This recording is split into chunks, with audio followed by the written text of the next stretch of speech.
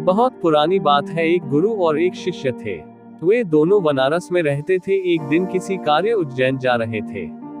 उज्जैन जाते जाते उन्हें रास्ते में ही रात हो गई। चारों ओर घना जंगल था और अंधेरी रात थी। इस तरह रात्रि में जंगल में रुकना सुरक्षित नहीं था। रात होने पर भी दोनों चलते रहे। तभी उन्हें एक गांव दिखा है। गुरु और शिष्य दोनों ही गांव में चले गए। गांव में उन्हें एक झोपड़ी दिखलाई दी। गुरु ने शिष्य से कहा कि आज हम इसी झोपड़ी में रुकेंगे। गुरु और शिष्य दोनों झोपड़ी में गए और झोपड़ी का दरवाजा खटखटाया। झोपड़ी से एक गरीब आदमी बाहर आया और गुरुजी उस व्यक्ति से बोले, हम दोनों बहुत दूर से आ रहे हैं और रात्रि अधिक हो गई है। जंगल में रहना खतरे से खाली नहीं है, इसीलिए हम रात्रि में यहाँ रुकना चाहते हैं। वह व्यक्तिगत गरीब अवश्य था, किंतु दिल से बहुत नेक इंसान था। उसने सम्मान पूर्वक गुरु और शिष्य को झोपड़ी के अंदर बुलाया और उन्हें स्वादिष्ट भोजन करवाया और रात्रि में सोने के लिए बिस्तर भी लगा दिए। भोजन करने के पश्चात गुरुजी ने उस गरीब व्यक्ति से पूछा, तुम्हारा घर तो बहुत छोटा है, किंतु तुम दिल के बहुत धनवान हो।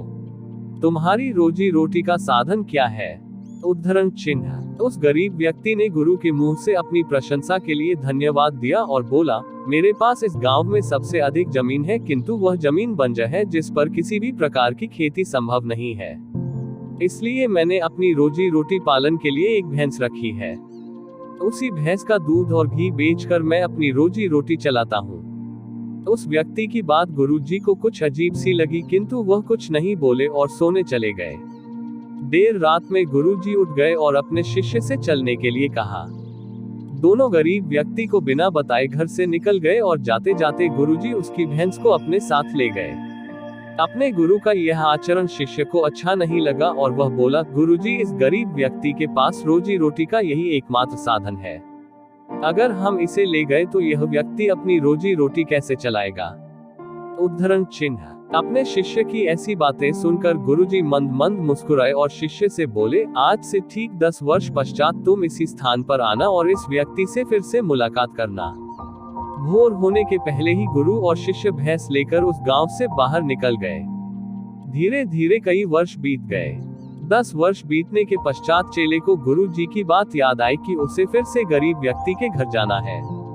शिष्य फिर से उसी गांव गया। गांव जाते ही उसने देखा कि जिस स्थान पर झोपड़ी थी ठीक उसी स्थान पर एक आलीशान मकान बना हुआ है। यह देखकर उसे बड़ा आश्चर्य हुआ। शिष्य मकान मालिक से मिलना चाहता था। जैसे ही शिष्य मकान के पास गया उसने उसी गरीब व्यक्ति को देखा, किंतु इस बार गरीब व्यक्ति बहुत अच्छे कपड़े पहने हुआ था और देखने में बहुत ही संपन्न प्रतीत हो रहा था। शिष्य उस व्यक्ति के पास पहुंचा और बोला, क्या आपने मुझे पहचाना?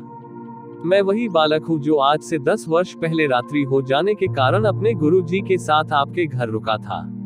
/ वह व्यक्ति झट से शिष्य की बातें सुनकर उसे पहचान गया और बोला, हाँ, मुझे बहुत अच्छे से याद है। उस रात्रि अगर आप लोग मेरी झोपड़ी में नहीं आए होते तो शायद आज भी मैं उसी दरिद्रता में जी रहा होता। उस रात आपके जाने के बाद मेरी भैंस भी कहीं चली गई थी और मेरे रोजी रोटी के लाले पड़ गए थे। मैंने अपनी बंजर जमीन पर मेहनत की और अथक परिश्रम के पश्चात उस जमीन को उपजाऊ बना लिया और अब उस बंजर जमीन पर मेरी हरी भरी फसलें लहरा रही है।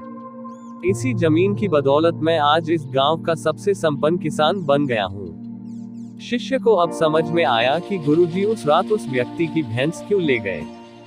शिष्य के मन में अब अपने गुरु के लिए पहले से भी कई गुना अधिक सम्मान था।